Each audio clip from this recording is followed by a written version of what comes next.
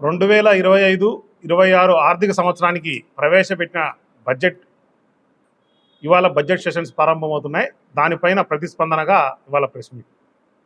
ప్రజల అభిష్టానికి రాష్ట్ర ప్రభుత్వాలు కావచ్చు, లేకపోతే ఏ ప్రభుత్వాలైనా కానీ ఫార్మ్ అవుతాయి. ఆ ప్రజలు ఆ ప్రభుత్వాల ఫార్మ్ అయిన ప్రభుత్వాల నుంచి ఖచ్చితంగా వాళ్ళకి ఏదైతే హామీలు ఇచ్చారో ఆ హామీలను నెరవేరాలని, ఆ రాష్ట్రం కావచ్చు లేదా వాళ్ళు ఉన్నటువంటి ప్రాంతం యొక్క అభివృద్ధి, ఆ ప్రజల యొక్క సంక్షేమము పూర్తిగా వాళ్లకు అన్ని చేరవేయాలని చెప్పేసి ఆ రాష్ట్ర ప్రభుత్వాలు కావచ్చు లేకపోతే ప్రభుత్వాల నుంచి ప్రజలు ఆలోచన చేయడంలో ఎటువంటి తప్పే లేదు. ఇప్పుడు అలా భావించినటువంటి ప్రజలు ఈ బడ్జెట్ను చూస్తే పూర్తి నిరాశ ప్రజలకు కలుగుతుంది. ఒకసారి మనం బడ్జెట్ గురించి లోతుగా చూస్తే ఫైనాన్స్ మినిస్టర్ గారు ఏదైతే బడ్జెట్ ప్రవేశపెట్టారో ఆయన మొదట సెంటెన్స్కు 4వ సెంటెన్స్కు ప్రతి 5 వాక్యాలుంటే మొదట ఒకటి చెప్తారు, లాస్ట్కి వచ్చే కొద్దిగా ఒకటి చెప్తారు. ఉదాహరణకు ఈ రాష్ట్రము దివాలా తీసింది అంటాడు. మరొక పక్క గతంలో ఎప్పుడు ప్రవేశపెట్టేంత ఎక్కువ బడ్జెట్ పెడతారు. ఒకవేళ దివాలా తీస్తే ఆ బడ్జెట్ అమౌంట్ కూడా తగ్గాల, అట్లా తగ్గడం లే. ఈ రాష్ట్రం దివాలా తీసిందంటాడు, 1,00,000 కోట్లు పైన అప్పు తీసుకుంటా అంటాడు. ఈ రాష్ట్రానికి ఎఫ్ఆర్ఎంబి లిమిట్ ప్రకారం ఒక 60,000 కోట్ల వరకు మాత్రమే అప్పు తీసుకోవచ్చు. మరి పైనుండి 40,000 కోట్లు ఒకవేళ దివాలా తీసిన రాష్ట్రానికి ఏ రకంగా అప్పిస్తారు? అట్లా ఏదైతే ఆయన చెప్పుకుంటూ వస్తాడో మొదటి వాక్యానికి 5వ వాక్యానికి అక్కడే ఆపోజిట్ ఉండే పరిస్థితి. బడ్జెట్ను ఇంకా కొంత డెప్త్లో గమనిస్తే ఖచ్చితంగా ఈ ఆంధ్ర రాష్ట్ర ప్రజలకు అర్థమయ్యేది ఏంటంటే ప్రజలకు వాతలు ఆయన ప్రవేశపెట్టిన బడ్జెట్లో అంటే అన్ని శాఖలకు ఇంత కేటాయింపు ఇచ్చాడు కదా, ఆ కేటాయింపుల్లో ఖచ్చితంగా కోతలు అనేటివి ఉంటాయి అని చెప్పేసి ఖచ్చితంగా అర్థమవుతాను. ఒకసారి మనం బడ్జెట్ చూస్తే ద్రవ్య లోటు 80,000 కోట్లు ఇచ్చాడు. ద్రవ్య లోటు అంటే ఖర్చు ఆదాయము మధ్యలో ఉండే గ్యాప్ను ద్రవ్య లోటు అంటారు. ఖర్చు అనేది ఏ శాఖకి ఎంత పెట్టాలా, ఏ పథకాలు ఎన్ని పెట్టాలా, సో దానికి ఎంత ఖర్చు అయింది అనేది వేసేస్తాడు. అది 3,22,000 కోట్లు. ఆదాయం అంటే ఈ రాష్ట్రానికి ఆదాయం అంటే ట్యాక్సుల రూపంలో రావచ్చు, సెంట్రల్ గవర్నమెంట్ గ్రాంట్ల రూపంలో రావచ్చు, అప్పులు కూడా అంటే ఆదాయం కిందనే పెట్టుకొని ఆ 2 తీసేస్తే వచ్చే గ్యాప్ ద్రవ్యలోటు. అంటే మరోసారి ఖర్చు ఆదాయం మధ్యలో ఉండే గ్యాప్ ద్రవ్యలోటు. ఆ ద్రవ్యలోటును 80,000 కోట్లు ఇచ్చినాడు. 25% బడ్జెట్ 3,22,000 కోట్లలో 25% అంటే 80,000 కోట్లు. ఈ 80,000 కోట్లు అనేది ఏ రకంగా తెస్తావా అంటే దాంట్లో 14,000 కోట్ల రూపాయలు ప్రజలపైన ట్యాక్సులు వేస్తాము అని చెప్పి క్లియర్గా వాళ్ళే మెన్షన్ చేశారు. అంటే ప్రజలు మరొకసారి ఖచ్చితంగా వాళ్ళపైన భారం పడబోతుంది. అంటే ఇప్పటికే అన్ని రకాల ట్యాక్స్లు వేసినారు, కరెంటు బిల్లులు పెంచేసినారు, దాని తర్వాత రిజిస్ట్రేషన్ ఛార్జీలు పెంచేసినారు, దాని తర్వాత రాబోయే రోజుల్లో వాటర్ పైన కూడా ట్యాక్స్ వేస్తామంటారు. అట్లా రకరకాల ట్యాక్సులు వేసేస్తారు. తర్వాత స్టేట్ హైవేల పైన కూడా టోల్గేట్ పెడతామంటారు. అట్లా ఇంకా ఎన్నో రకాల కరెంటు ఛార్జీలు పెంచినారు. అట్లా ఎన్నో రకాల వాతలు ఖచ్చితంగా ప్రజలు అనేది రాబోయే రోజుల్లో మీరు పడబోతారని చెప్పకనే చెప్పినాడు. ఇంకా 12,000 కోట్ల రూపాయలు ప్రభుత్వ స్థలాల ముందు తెచ్చుకుంటామంటాడు. అంటే మరి ఏమమ్ముతారో ఇంకా చూడాలి. ఈ 14, 12 పోతే 26, 80 కోట్లలో ఇంకా 54,000 కోట్లు సెంట్రల్ గవర్నమెంట్ నుంచి తీసుకొస్తామంటాడు. సెంట్రల్ గవర్నమెంట్ వాళ్ళు బడ్జెట్ మన బడ్జెట్ కంటే ముందే ప్రవేశపెట్టినారు. ఆ బడ్జెట్లో ఈ ఆంధ్ర రాష్ట్రానికి ఎటువంటి కేటాయింపులు లేవు. మరి ఆ 54,000 కోట్లు యానికి వస్తుంది? దానిపైన క్లారిటీ లేదు. సో ఖచ్చితంగా ఆ 54,000 కోట్లు అనేది ఖచ్చితంగా బడ్జెట్లో పోతే దాంట్లో ఎటువంటి డౌట్ లేదు. ఈ 26 మార్చిలో చూసుకుంటే ఖచ్చితంగా ఈ 3,22,000 కోట్లు కాస్త దాంట్లో 20 to 25% కోత ఉండడం ఖాయం. దాంట్లో ఏ శాఖలు ఎంతెంత కోత విధిస్తారనేది ఆ రోజుకి తెలుస్తుంది. సో ఇది ఒక పూర్తిగా అసంపూర్ణమైన బడ్జెట్, ఇది ఒక పూర్తిగా చాలని బడ్జెట్, ఇది పూర్తిగా ఒక ఇన్ఎఫెక్టివ్ బడ్జెట్ అనేది చెప్పడానికి రెండోసారి సంకోచించాల్సిన ఆలోచన చేయాల్సిన పనే లేదు. ఒకవేళ పోనీ ఇంతకు పెద్ద బాహుబలి బడ్జెట్ అంటాడు ఎన్ని అంటున్నాడు కదా, సరే డెప్త్లో పోయి ఏవేవి శాఖలకు కేటాయించారయ్యా అని చూస్తే ప్రధానంగా చంద్రబాబు నాయుడు గారు ఈ రాష్ట్ర ప్రభుత్వం వస్తానే గొప్పగా పెన్షన్లు అనేది పెంచడం చేసినాడు జూలై 1వ తారీఖు.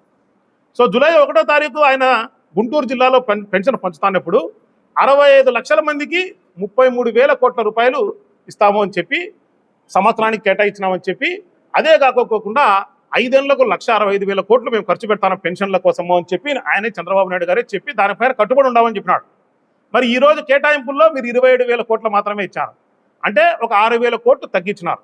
6,000 కోట్లు తగ్గించినారంటే ఉన్న ఫలంగా దాని అర్థం ఏంటి?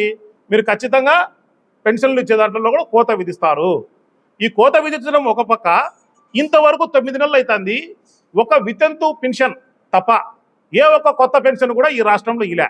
ఈ 27,000 కోట్లలోనే కొత్త పెన్షన్లు కూడా ఏదన్నా ఇస్తే దాంట్లోనే మళ్ళా షేర్. సో ఇప్పుడు అంటే ఈ లెక్కన దగ్గర దగ్గర ఒక 10 లక్షల మందికి పెన్షన్లు తీసేస్తే ఒక 6 లక్షలకో 7 లక్షలకో కొంత అమౌంట్ తగ్గుతుంది. కొత్త పెన్షన్లు సంవత్సరానికి 1 లక్ష 2 లక్షలు ఇచ్చిన రాష్ట్ర ప్రభుత్వం చెప్పుకోవాలి. కాబట్టి వాటికి పెన్షన్లు ఇస్తే అప్పుడు నీకు 27,000 కోట్లు అనేది ఇది అవుతుంది.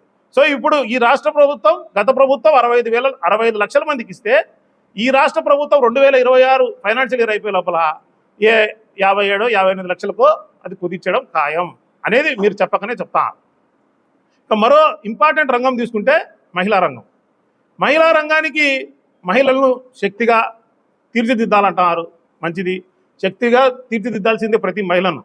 అయితే ఆ క్రమంలో రాష్ట్ర ప్రభుత్వం ఏం చేస్తుందంటే ఏం లేదు, శూన్యం. ఈ రాష్ట్ర ప్రభుత్వం మహిళల కోసం ప్రత్యేకించి రూపొందించినటువంటి పథకాలు ఏమిటంటే, ఒకటి 1,500 రూపాయలు నెల నెల ఇస్తామన్నారు. దాని తర్వాత బస్సు ప్రయాణం చెప్పినారు. దాని తర్వాత డ్వాక్రాలో ఉన్న ప్రతి ఒక్క మహిళకు 10 లక్షల వరకు మీరు లిమిట్ తీసుకోవచ్చు, దానికి 0 వడ్డీ ఇస్తామని చెప్పినారు. ఇది ప్రత్యేకించి మహిళల కోసం కేటాయించారు. మీరు ఇస్తాంటే ఫీజు అది మన తల్లికి వందనం అనేది అది పిల్లలకు ప్రోత్సాహకరంగా ఇస్తారు, తల్లి అకౌంట్లో వేస్తున్నారు అంతే. కానీ మహిళల కోసం మీరు రూపొందించిన పథకాలు ఇవి అయితే దాంట్లో ఏ ఒక్క పథకం ఇదే, దానికి కేటాయింపులు లేవు. డ్వాక్రా మహిళలు 1 కోటి సభ్యులు ఉన్నారు. ఆ 1 కోటి సభ్యులకు మీరు ఏం చెప్పినారు? మీరు 10 లక్షల వరకు మీరు లిమిట్ తీసుకోండి ప్రతి ఒక్క సభ్యులు, దానికి 0 వడ్డీ మేము ఇస్తాము అన్నారు. ఈరోజు దానికి కేటాయింపులు లేవు. గతంలో రాజశేఖర రెడ్డి గారు పావలా వడ్డీకి ఇస్తున్నారు. జగన్మోహన్ రెడ్డి గారు ఆ మహిళలకు మేలు చేయాలని 0 వడ్డీకి తెచ్చినాడు. ఈరోజు దానికి కేటాయింపులే లేవు. ఏమన్నా మాట్లాడితే గత ప్రభుత్వం చేసిన అప్పులు అయ్యి లూటీ అయిపోయిందని చెప్తున్నారు. మీరు 2014 నుంచి 19 కాలం మధ్యలో ఇదే డ్వాక్రా మహిళలకు మీరు ఏమని చెప్పినారు? మీరు పూర్తి రుణమాఫీ చేస్తామని చెప్పినారు. రుణమాఫీ చేస్తామని చెప్పి ఏమాత్రం ₹1 కూడా రుణం మాఫీ చేయకపోతే 2019 సంవత్సరానికి డ్వాక్రాకు 25,000 కోట్లు అప్పులైనాయి. అదంతా జగన్మోహన్ రెడ్డి గారు కట్టలేదా? ఆసరా అనే పథకం ద్వారా కట్టలేదా? ఖచ్చితంగా మనసుంటే మార్గం ఉంటుంది. ఈ రాష్ట్ర ప్రభుత్వానికి ఈ బడ్జెట్ చూస్తే వాళ్ళకు మనసే లేదు, ఇంకా మార్గం ఏ రకంగా వస్తుంది అనేది క్లియర్గా అర్థమవుతాను. అట్లా ఇంకా మీరు తల్లికి వందనం పైన ఏదైనా కేటాయిస్తుంటే దగ్గర దగ్గర ప్రతి ఒక్క పిల్లవాడికి ఇస్తామన్నారు. కానీ మీరు కేటాయించింది 9,400 కోట్లు, దగ్గర దగ్గర 12,000 కోట్లు 12,000 కోట్లు కేటాయించాలా? మీరు కేటాయించింది 9,400 కోట్లు. మీరు ఆ రోజు ఏమని చెప్పారు? ప్రతి ఒక్క విద్యార్థికి ఎటువంటి అంటే వాళ్ళకి ఏం రూల్స్ పెట్టకోకుండా అందరికీ ఇస్తామన్నారు. మరి అట్లా ఇస్తే మీరు 12,000 కోట్లు కాల్సింది 9,400 కోట్లు ఇస్తారు. సో అక్కడ కోత. దాని తర్వాత రైతుల గురించి చూస్తే ఆడ మీరు 20,000 ఇస్తామన్నారు, ఒకటేసారికే ఇస్తామని చెప్పినారు. ఇప్పుడు మళ్ళా మాట మార్చి 14,000 ఇస్తాము, 3 దఫాలుగా ఇస్తామని చెప్తున్నారు. ఆ ఉన్న రైతులకు కూడా అమౌంట్ కూడా తగ్గించేసినారు. ఆడ కోత. ఇంకా మీరు ఎలక్షన్స్ ముందర 143 హామీలు చెప్పినారు. దాంట్లో కేవలం 2 హామీలు మాత్రమే దీంట్లో బడ్జెట్లో పొందుపరిచినారు. అంటే ఇంకా మరి మిగతా ఇండి ఏమైనాయి? పవన్ కళ్యాణ్ గారు గొప్పగా చెప్తారు స్కిల్ సెన్సస్ అని, దానికి రూపాయి కేటాయించలే. సనాతన ధర్మం అన్నాడు, ఆ బోర్డుకు ₹1 కేటాయించలే. దాని తర్వాత ₹1,00,000 పెళ్ళైన వాళ్ళకి ఇస్తామన్నాడు, దానికి కేటాయించలే. వాలంటీర్లకు 10,000 అన్నాడు, దానికి కేటాయించలే. సో కేటాయింపులు జీరో. ఏమాత్రం కేటాయింపులు లేకోకుండా మరి ఎట్టయితే బాహుబలి బడ్జెట్ అవుతుంది? కేవలం అంకెల గారెడీలు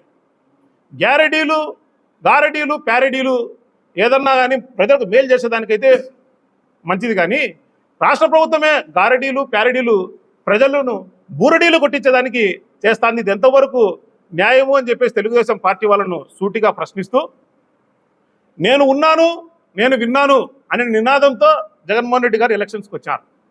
అధికారంలోకి వచ్చిన తర్వాత ప్రజలకు ఏమేం కావాలనో అన్నీ వాళ్ళ ఇంటికి చేరవేసినాడు. సంక్షేమాన్ని వాళ్ళ ఇంట్లోపలికి అందించాడు, అభివృద్ధిని వాళ్ళ గుమ్మం బయట పెట్టాడు.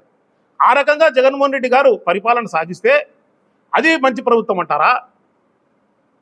చంద్రబాబు నాయుడు గారు కనిపించిన ప్రతి ఒక్కరిని పిలిచి మీకేం పథకాలు వస్తాయని చెప్పి దానికి 2 3 ఇస్తామని చెప్పి, ఎలా ఇస్తావా అంటే సంపద సృష్టిస్తానని చెప్పి, తీరా అధికారంలోకి వచ్చిన తర్వాత పథకాలు ఇవ్వలేదే అని అడిగితే సంపద సృష్టించలేదు కాబట్టి ఈ లేదు, సంపద సృష్టి ఎట్ట చేయాలో నా చెవులో చెప్పండి అని చెప్పి అట్లా ప్రజలను అవహేళన చేసిన ప్రభుత్వం మంచి ప్రభుత్వమా? దయచేసి రాష్ట్ర ప్రజలు మీ అభిష్టం మేరకే రాష్ట్ర ప్రభుత్వాలు ఏర్పడతాయి, దాంట్లో డౌటే లేదు. కానీ ఏది మంచి ప్రభుత్వము, ఏది ముంచే ప్రభుత్వం అనేది దయచేసి మీరు ఒకసారి ఆలోచన చేసుకోండి. రాబోయే స్థానిక ఎలక్షన్స్ కావచ్చు, ఏదానికైనా కానీ మీకు నచ్చిన పార్టీకి, మీకు మేలు చేసిన పార్టీకి మీరు మద్దతు ఇవ్వాలని చెప్పేసి మీకు విన్నవించుకుంటూ ప్రజలకు, చంద్రబాబు నాయుడు గారికి లేకపోతే కూటమి నేతలకు సూటి సవాల్. మీరు మహానాడులో ప్రతి ఒక్క పథకాన్ని ప్రవేశపెట్టు, ఎలా ఉంది తమ్ముళ్ళు, ఎలా ఉంది అక్కలు, ఎలా ఉంది చెల్లెళ్ళు అని మీరు అడుగుతూ వచ్చారు. వైఎస్ఆర్సీపీ పార్టీ తరఫున చంద్రబాబు నాయుడు గారికి లేదా కూటమి నేతలకు డైరెక్ట్ సవాల్.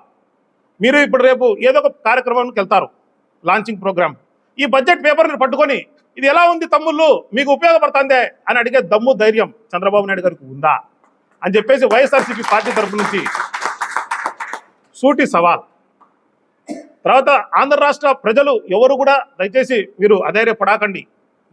మీరు తప్పు జరిగిపోయిందని మీరు ఇప్పుడు తెలుసుకున్నారు. ఫస్ట్ 9 నెలలు ఏంటంటే ఏమన్నా ఇస్తారేమో ఈ బడ్జెట్లో చూద్దాము అని ఆలోచన చేశారు. తీరా చూస్తే ఏమీ లేదు. మీకు ఇంకొకటి కూడా చెప్తున్నాను, ప్రజలకు దయచేసి ఈ పూర్తి పథకాలన్నీ ఇవ్వాలంటే ఈ బడ్జెట్ అనేది 4 లక్షల కోట్ల రూపాయలు పైచీలకు ఉంటే తప్ప సాధ్యం కాదు. 3,22,000 కోట్లకే 80,000 కోట్లు ద్రవ్యలోటు ఉంది. 32% ఆ 3,22,000 కోట్లలో 1,04,000 కోట్లు అప్పులు చేస్తున్నారు. అంటే 57% ద్రవ్యలోటు, 25%, అప్పులు 32%. ఈ 57% ఎంత వస్తుందో తెలియదు. సో ఈ రాష్ట్ర ప్రభుత్వానికి ఆ 3,22,000 కోట్లలో కేవలం 43% మాత్రమే వాళ్ళకు గ్యారెంటీ ఉంది. మరి ఏ రకంగా అన్ని పథకాలు ఇస్తారు? సో తప్పకుండా అన్ని పథకాలు రావు అనేది మేము జోస్యం చెప్పడం లేదు. ఈ బడ్జెట్ చూసిన తర్వాత ఎవరికైనా అదే అర్థమవుతుందని చెప్పి తెలియజేసుకుంటూ, ఎవరన్నా కానీ ఒక్క వాక్యంలో ఈ బడ్జెట్ గురించి చెప్పండి అంటే, చంద్రబాబు నాయుడు గారు అధికారంలో ఉన్నంత వరకు ఈ రాష్ట్ర ప్రజల యొక్క సంతోషం, సంక్షేమం, అంధకారం అనేది క్లియర్గా తెలుస్తుంది ఈ బడ్జెట్ పేపర్ చూస్తే అనేది తెలియజేసుకుంటూ, ఖచ్చితంగా తెలుగుదేశం పార్టీ వాళ్ళు కూడా ఎక్కువ రోజులు ప్రభుత్వం ఉండదు, రాష్ట్ర ప్రజలే వాళ్ళను తరిమి కొట్టే రోజులు వచ్చే సంవత్సరం నుంచి ఏ రోజైనా జరగచ్చు అని చెప్పి తెలియజేసుకుంటూ ఈ కార్యక్రమంలో పాల్గొన్న వాళ్ళందరికీ కూడా. పోసాని గారి అరెస్టు పూర్తిగా రాష్ట్ర ప్రభుత్వం కక్ష సాధింపు. ఆయన రకరకాలుగా మాట్లాడి ఉండొచ్చు. సో దానిపైన అరెస్ట్ చేయలే. వారు అరెస్ట్ చేసిన అంశం ఏమిటంటే, ఆయన నంది అవార్డులను కమ్మ అవార్డులుగా చూడాల్సింది వస్తుంది అని ఆయన అభిప్రాయం చెప్పినందుకు, అది కూడా 2022 సంవత్సరంలో చెప్పినందుకు, 2025 సంవత్సరంలో ఒక జనసేన సంబంధించిన వ్యక్తి ఫిబ్రవరి 24వ తారీఖు రాత్రి 9 గంటలకు పోయి కేసు పెడితే, మళ్ళీ ఒకసారి చెప్తాను చూడండి, ఆయన 2022 సంవత్సరంలో ఇది ఒక నంది అవార్డులు అనేటి కమ్మ అవార్డులు అని చెప్పినందుకు 2022లో, 2025 ఈ సంవత్సరం ఫిబ్రవరి 24వ తారీఖు రాత్రి 9 గంటలకు కేసు పెడితే ఇమీడియట్గా కేసు కట్టి 25వ తారీఖు ఇక్కడ నుంచి హైదరాబాద్ పోనీకి టైం పడుతుంది కాబట్టి ఆ టైం తీసుకొని 27వ తారీఖు అరెస్ట్ చేస్తామని చెప్పి 26వ తారీఖుని అరెస్ట్ చేశాను. అది దాని సారాంశం. సో అంటే ఈ రాష్ట్ర ప్రభుత్వానికి ఖచ్చితంగా మనుషులను టార్గెట్ చేసి వాళ్ళపైన రెడ్ బుక్, ఇంకా వాళ్ళకి ఇష్టం వచ్చింది ఏదైతే చేయొచ్చు అని వాళ్ళు అనుకుంటున్నారు. ఖచ్చితంగా పోసాని గారిది ఖచ్చితంగా ఎవరైనా ఖండించాల్సిన విషయమే. ఆయనకు జరుగుతుండేది కక్ష సాధింపు చర్య తప్ప మరొకటి కాదు. ఒకవేళ ఆ వ్యక్తికి మనోభావాలు దెబ్బతినింటే, ఆ జనసేన కార్యకర్తకో ఇంకోరికో 2022లోనే కేసు కట్టిండా, పోయి స్టేషన్లో పోయి అప్రోచ్ అయ్యిండాలా. అప్రోచ్ కాకోకుండా 3 సంవత్సరాల తర్వాత ఆయన ఈరోజు నిద్ర లేచి నా మనోభావాలు దెబ్బతిన్నాయని ఎప్పుడెప్పుడో ఏదో మాట్లాడిన దానికి ఈ రోజు కేసులు కడతా. మరి దయచేసి రాష్ట్ర ప్రజలకు జరిగింది విషయం తెలియజేసినాం. మీరు విఘ్నులు, మరి దీన్ని ఏమంటారు? మేమైతే కక్ష సాధింపు అంటున్నాం. మరి ఇది కక్ష సాధింపా కాదా? పోసానికి న్యాయం జరగాలన్నా వద్దా అనేది దయచేసి ప్రజలు కూడా బాగా ఆలోచన చేయండి. ఈ రాష్ట్ర ప్రభుత్వం ఏ రకంగా అడుగులు ముందుకేస్తుంది. ఇప్పుడు పోసాని కృష్ణమురళి గారు ఒక సీనియర్ సిటిజన్, అంటే 66 సంవత్సరాలు నిండిన వ్యక్తి. ఆయనకు కొన్ని ఆ వయసు పరంగా కొన్ని వ్యాధులు ఏదో ఉన్నాయి. ఆపరేషన్లు కూడా జరిగాయి. మరి ఆయనకు డౌట్ రావడము తప్పు లేదు కదా. ఆయనకు ఆరోగ్యం బాగాలేదంటే ఖచ్చితంగా దానికి హాస్పిటల్ తీసుకుపోవాలా, దానికి అన్ని ప్రభుత్వమే బాధ్యత తీసుకోవాలా. ఒకవేళ పోసాని గారికి ఏమైనా జరిగితే రాష్ట్ర ప్రభుత్వం బాధ్యత తీసుకుంటుందా? సో ఎటువంటి డ్రామాలు లేవు. పోలీసులు కూడా దయచేసి విజ్ఞతతో వ్యవహరించండి. మీరు పర్మనెంటు, వ్యవస్థ పర్మనెంటు, రాజకీయ నాయకులు పర్మనెంట్ కాదు. ఈరోజు మేము అధికారంలో గతంలో ఉన్నాము, ఈరోజు కూటమి ప్రభుత్వం ఉంది, మళ్ళీ మేము మంచి చేస్తాం, మళ్ళీ మేము అధికారంలోకి వస్తాం. కానీ వ్యవస్థ మీరు పర్మనెంట్. దయచేసి దానిపైనే మీరు నడవండి. మేము తప్పు చేస్తే శిక్షించండి, అధికార పార్టీ వాళ్ళు తప్పు చేసినా శిక్షించండి. అప్పుడు మీకు విలువ అనేది పెరుగుతుంది పోలీస్ వ్యవస్థకు. కాబట్టి ఒకవేళ పోసాని గారిని ఏదన్నా కానీ ఆయనకి ఏదైనా జరిగితే సిఐ వెంకటేశ్వర్లే పూర్తి బాధ్యత వహించాల్సింది వస్తుంది.